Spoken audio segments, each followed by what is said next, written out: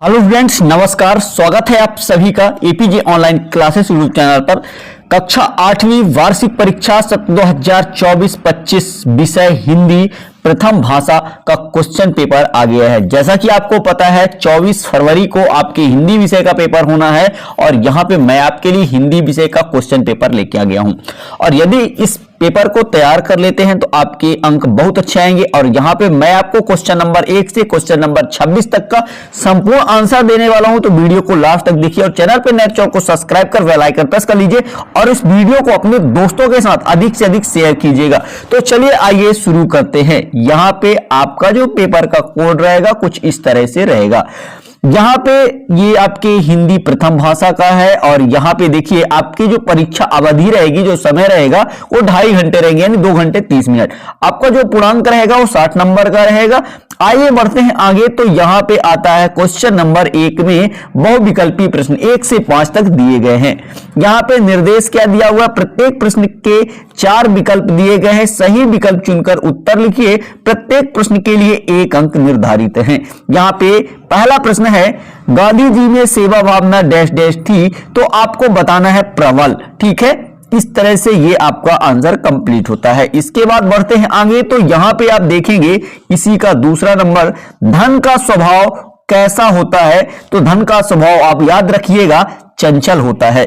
इसके बाद तीसरा प्रश्न है, मोहन के सत्याग्रह में उसका साथ किसने दिया, तो याद रखिएगा मोहन के सत्याग्रह में उसका साथ मित्रों ने दिया। आप इस तरह से इसका आंसर भी याद कर लीजिए। इसके बाद बढ़ते हैं आगे। तो यहां पे देखिए क्वेश्चन नंबर 4 है, निम्न में से आपके अनुसार महेश्वर का प्राचीन नाम क्या होना चाहिए, तो आप याद रखिएगा महेश्वर का प्राचीन नाम जो था वो महिष्मति था। ये सी नंबर इसका राइट आंसर होगा। इसके बाद 5वां प्रश्न है, हे भगवान वाक्यांश में कौन सा विराम चिन्ह लगेगा, तो आपको बताना है विस्मय बोधक। इस तरह से ये आपका क्वेश्चन नंबर 5 तक का आंसर कंप्लीट होता है। पढ़ते हैं आगे। रिक्त स्थान, जिसमें प्रश्न क्रमांक 6 से 10 तक रिक्त स्थान दिए गए हैं। यहां पे आप निर्देश पढ़ सकते हैं। निर्देश दिया गया है, नीचे दिए गए रिक्त स्थानों की पूर्ति कीजिए। प्रत्येक प्रश्न के लिए 1 अंक निर्धारित है। यहां पे प्रश्न क्रमांक 6 है, गांधी जी अपनी पत्नी और जर्मन मित्र डैश डैश के साथ जहाज से इंग्लैंड रवाना हुए थे, तो इसका आंसर आपको बताना है। उनकी पत्नी का जो नाम था कस्तूरबा गांधी और जो जर्मन के जो मित्र थे उनका नाम था मिस्टर केलेनब्रेक। ठीक है, तो यहां पे आपको इसका आंसर भी मैं आपको आगे दिखा दूंगा। यहां पे 7वां नंबर है, आत्मविश्वास डैश डैश की कुंजी है, तो याद रखिएगा आत्मविश्वास सफलता की कुंजी है, सफलता। ठीक है, इस तरह से आपको लिखना है। इसके बाद बढ़ते हैं आगे। तो यहां पे देखिए आर्यभट्ट की पुस्तक का नाम डैश डैश था, तो आपको भरना है आर्यभट्टीय। मैं आपको इसका भी आंसर दिखाऊंगा। इसके बाद ये रहा क्वेश्चन नंबर 9, गिरधर की कुंडलियों में डैश डैश की अनुभवजन्य एवं उपयोगी बातें हैं, तो यहां पे आपको लिखना है नीति। क्या लिखना है, नीति। इसके बाद 10वां है, ना यह समझो कि हिंदुस्तान की तलवार सोई है, पंक्ति में डैश डैश रस है, तो आपको बताना है वीर रस है। ठीक है, इस तरह से ये आपके क्वेश्चन नंबर 1 से क्वेश्चन नंबर 10 तक का आंसर कंप्लीट होता है। इसके बाद हम बढ़ते हैं। चलिए आइए मैं 6 से 10 तक का आंसर भी आपको दिखा देता हूं। यहां पे इस तरह से आपको पहले नंबर में भरना था सी नंबर प्रबल, इसके बाद दूसरे में बी भरना था चंचल, तीसरे में सी भरना था मित्रों ने। इसके बाद देखिए यहां पे चौथे का सी भरना था महिष्मति। इसके बाद 5वें का सी भरना था विस्मय बोधक। इसके बाद यहां पे आइए तो क्वेश्चन नंबर 6 से 10 तक रिक्त स्थान दिया गया था। यहां पे क्वेश्चन नंबर 6 मिस्टर केलेनब्रेक और यहां पे कस्तूरबा गांधी भी आप लिख सकते हैं। इसके बाद देखिए 7वां नंबर सफलता, 8वां नंबर आर्यभट्टी। इसके बाद देखिए आगे 9वां नंबर में आपको भरना था नीति और 10वां नंबर में आपको भरना था वीर रस। इस तरह से आपके क्वेश्चन नंबर 10 तक का आंसर कंप्लीट होता है। इसके बाद बढ़ते हैं आगे। अब सीधा क्वेश्चन नंबर 11 की ओर। यहां पे आप देखिए ये रहा आपके क्वेश्चन नंबर, अति लघुत्तरीय प्रश्न दिए गए, जिसमें प्रश्न क्रमांक 11 से 16 तक अति लघुत्तरीय प्रश्न दिए गए जो कि 2-2 अंकों के हैं। यहां पे प्रश्न क्रमांक 11 है, यहां पे निर्देश भी पढ़ लीजिए। नीचे दिए गए प्रश्नों के उत्तर लिखिए। प्रत्येक प्रश्न के लिए 2 अंक निर्धारित है। ठीक है, इसके बाद यहां पे आप देखेंगे तो ये रहा प्रश्न क्रमांक 11, सत्याग्रह का अर्थ क्या है, यहां पे इसका आंसर मैं आपको दिखा देता हूं। ये रहा आपके क्वेश्चन नंबर 11 का आंसर, जिसमें आपसे पूछा गया था सत्याग्रह का अर्थ क्या है। इसका आप स्क्रीनशॉट करके या वीडियो को आप रोक के लिख सकते हैं। सत्याग्रह का अर्थ है सत्य के प्रति आग्रह। यह अहिंसा के माध्यम से अन्याय और अत्याचार का विरोध करने की विधि है। तो इसका आंसर आप याद कर लीजिए। इसके बाद बढ़ते हैं आगे, तो इसी का देखेंगे क्वेश्चन नंबर 12। तो ये रहा आपका क्वेश्चन नंबर 12। गुप्त काल की प्रमुख 2 साहित्यिक कृतियों के नाम लिखिए। यहां पे क्वेश्चन नंबर 13 भी देख लीजिए, कोयल की प्रशंसा क्यों की जाती है। इसके बाद क्वेश्चन 14 है, लता जी की सफलता का मूल मंत्र क्या था। यहां पे क्वेश्चन 15 है, नर्मदा घाटी में किस सभ्यता के पत्थर के औजार मिले हैं। यहां पे क्वेश्चन 16 है, अम्बुज के 2 पर्यायवाची शब्द लिखिए। चलिए आइए मैं क्वेश्चन नंबर 12 से 16 तक का आंसर आपको दिखा देता हूं। ये रहा आपके क्वेश्चन नंबर 12 का आंसर, जिसमें आपसे पूछा गया था गुप्त काल की प्रमुख 2 साहित्यिक कृतियों के नाम लिखिए। तो यहां पे पहला है कालिदास की, हो जाएगा अभिज्ञान शाकुंतलम। इसके बाद आर्यभट्ट की हो जाएगा आर्यभट्टीय। ठीक है, इस तरह से इसका आंसर रहा। इसके बाद ये रहा क्वेश्चन नंबर आपके 13 का आंसर, कोयल की प्रशंसा क्यों की जाती है। तो यहां पे देखिए, कोयल की प्रशंसा उसकी मधुर आवाज और कर्णप्रिय गायन के लिए की जाती है, जो सभी को आकर्षित करता है। इस तरह से आपको सटीक आंसर यहां पे दिया गया है। इसके बाद देखते हैं, तो ये रहा क्वेश्चन नंबर आपका 14 का आंसर। पूछा गया था लता जी की सफलता का मूल मंत्र क्या था। तो यहां पे आपको उत्तर बताना है। लता जी की सफलता का मूल मंत्र था कड़ी मेहनत, समर्पण और अनुशासन। यहां पे इसके बाद बढ़ते हैं आगे, तो यहां पे मिलेगा आपको क्वेश्चन नंबर 15, नर्मदा घाटी में किस सभ्यता के पत्थर के औजार मिले हैं। तो यहां पे आपको उत्तर लिखना है, नर्मदा घाटी में पाषाण युग, पूरा पाषाण काल की सभ्यता के पत्थर के औजार मिले हैं। इस तरह से यहां पे आपके क्वेश्चन नंबर 15 का आंसर कंप्लीट होता है। इसके बाद आता है, ये रहा क्वेश्चन नंबर 16।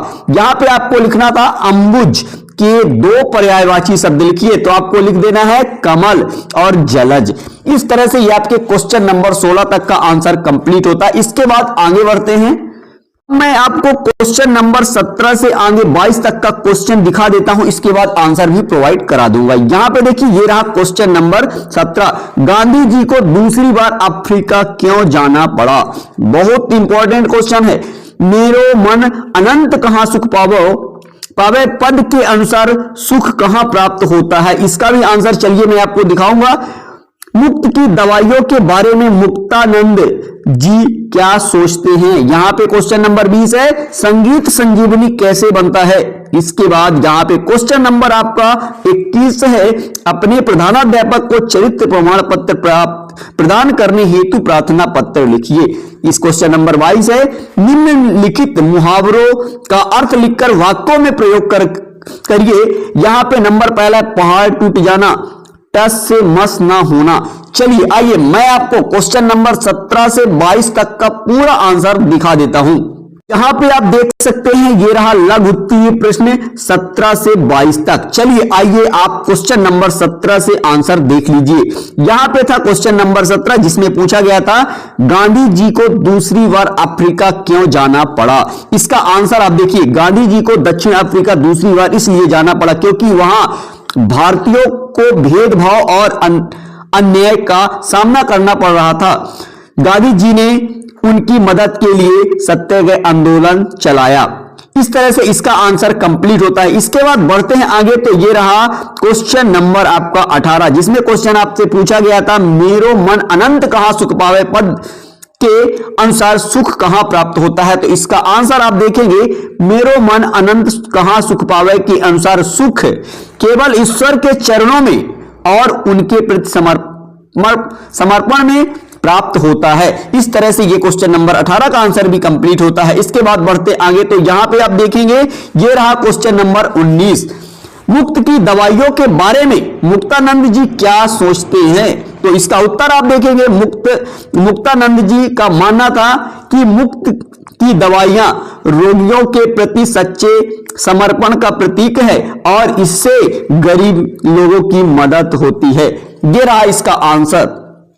इसके बाद बढ़ते हैं आगे, तो ये रहा क्वेश्चन नंबर आपका 20, जिसमें आपसे पूछा गया है संगीत संजीवनी कैसे बनता है। तो इसका उत्तर मैं बता देता हूं। संगीत संजीवनी बनता है जब यह मनुष्य को मानसिक शांति, आनंद और प्रेरणा प्रदान करता है। यह जीवन को उत्साह और ऊर्जा से भर देता है। इस तरह से ये आपके क्वेश्चन नंबर 20 का आंसर भी कंप्लीट होता है। इसके बाद बढ़ते हैं आगे, तो ये रहा क्वेश्चन नंबर 21, जिसमें आपसे पूछा गया था अपने प्रधानाध्यापक को चरित्र प्रमाण पत्र प्राप्त प्रदान करने हेतु प्रार्थना पत्र लिखिए। यहां पे आप देख सकते हैं इस तरह से आपको प्रार्थना पत्र लिखना। यहां पे देखिए सेवा में प्रधानाध्यापक जी, यहां पे अपने विद्यालय का नाम लिखना, यहां पे स्थान आप कहां से हैं वो लिख दीजिएगा। इसके बाद बढ़ते आगे, यहां पे आपको विषय में क्या लिखना है, चरित्र प्रमाण पत्र हेतु प्रार्थना पत्र। यहां पे आपको लिखना है महोदय, सविनय निवेदन है कि मैं, अपना नाम यहां पे लिखेंगे, कक्षा किस कक्षा में है आप वो लिख देंगे, का छात्र हूं, मुझे उच्च शिक्षा के लिए प्रवेश लेना है जिसके लिए चरित्र प्रमाण पत्र की आवश्यकता है। कृपया मुझे यह प्रमाण पत्र प्रदान करने की कृपा करें। इस तरह से आपको आंसर लिखना है और आगे यहां पे धन्यवाद, आपका आज्ञाकारी, अपना नाम और तारीख लिख देना है। ठीक है, इसके बाद बढ़ते हैं आगे, यहां पे आप देखेंगे ये रहा क्वेश्चन नंबर आपके 22 का आंसर, जिसमें पूछा गया है निम्नलिखित मुहावरों का अर्थ लिखकर वाक्यों में प्रयोग कीजिए। नंबर पहला क्या था, पहाड़ टूट जाना, यानी बहुत बड़ा संकट आना। यहां पे वाक्य कैसे करेंगे, पिता की मृत्यु से परिवार पर मानो पहाड़ टूट पड़ा। ठीक है, इस तरह से आपको वाक्यों में प्रयोग कर देना है। इसके बाद टस से मस ना होना, अपनी जगह से ना हिलना। इसका अर्थ क्या है, टस से मस ना होना, इसका अर्थ है अपनी जगह से ना हिलना। यानी वाक्य में कैसे प्रयोग, लाख समझाने के बाद भी वह अपनी बात पर टस से मस नहीं हुआ। ठीक है, इसके बाद बढ़ते आगे, तो यहां पे आप देखेंगे क्वेश्चन नंबर आगे 23 से 26 तक का पूरा आंसर। यहां पे आप देख सकते हैं ये रहा आपके क्वेश्चन नंबर 23 से 26 तक, जिसमें आपसे दीर्घ उत्तरीय प्रश्न पूछे गए हैं। यहां पे निर्देश आप पढ़ सकते हैं, नीचे दिए गए प्रश्नों के उत्तर लिखिए। प्रत्येक प्रश्न के लिए 5 अंक निर्धारित हैं। ठीक है, यहां पे बढ़ते हैं आगे, तो यहां पे देखिए ये रहा आपका क्वेश्चन नंबर 23। नीचे लिखे पद्यांश की सप्रसंग व्याख्या कीजिए। ये प्रसंग आपको, पद्यांश आपको पढ़ना है और इनका संदर्भ प्रसंग व्याख्या सहित लिखना है। आइए बढ़ते हैं आगे, तो यहां पे आप देखेंगे ये रहा आपका क्वेश्चन नंबर 24, जिसमें आपसे पूछा है निम्नलिखित गद्यांश को पढ़कर सप्रसंग व्याख्या कीजिए। ये आप पद्यांश पढ़ लीजिए, इसका आंसर मैं आपको आगे दिखा देता हूं। ये रहा क्वेश्चन नंबर आपका 25, निम्नलिखित अपठित गद्यांश को पढ़कर नीचे दिए गए प्रश्नों के उत्तर लिखिए। इस तरह से आपको इसका आंसर ये दिए हुए क्वेश्चनों में से छांट कर लिखना है। तो ये क्वेश्चन आप अच्छी तरह से देख लीजिए, इनका आंसर मैं आपको आगे दिखाता हूं। ये रहा क्वेश्चन नंबर 25। इसके बाद बढ़ते हैं आगे, तो ये रहा आपका क्वेश्चन नंबर 26, निम्नलिखित में से किसी एक विषय पर निबंध लिखिए। राष्ट्रीय पर्व, खेलों का महत्व, विद्यालय का वार्षिकोत्सव। इस तरह से ये आपका क्वेश्चन नंबर 26 कंप्लीट होता है। चलिए आइए मैं अब आपको इन क्वेश्चन नंबर 23 से 26 तक का आंसर दिखा देता हूं। तो चलिए ये रहा आपके क्वेश्चन नंबर 23 से 26 तक का आंसर, दीर्घ उत्तरीय प्रश्न, जिसमें पूछा गया था नीचे लिखे पद्यांश की सप्रसंग व्याख्या कीजिए। यहां पे इसका आंसर आपको यहां से ये लिखा हुआ है, ये दिया है। तो ये पद्यांश दिया हुआ था, अपने भी विमुख पराये बन आंखों के सम्मुख आएंगे, पग पग पर भी घोर निराशा के काले बादल छा जाएंगे। आइए इसका संदर्भ और प्रसंग व्याख्या सहित मैं आपको बताता हूं। यहां पे देखिए, यहां पे आप देख लीजिए ये लिखा हुआ है संदर्भ प्रसंग और इसका व्याख्या। पूरा इस तरह से आपको लिख लेना है। यह पंक्ति मनुष्य के जीवन में आने वाले कठिन समय को दर्शाती है।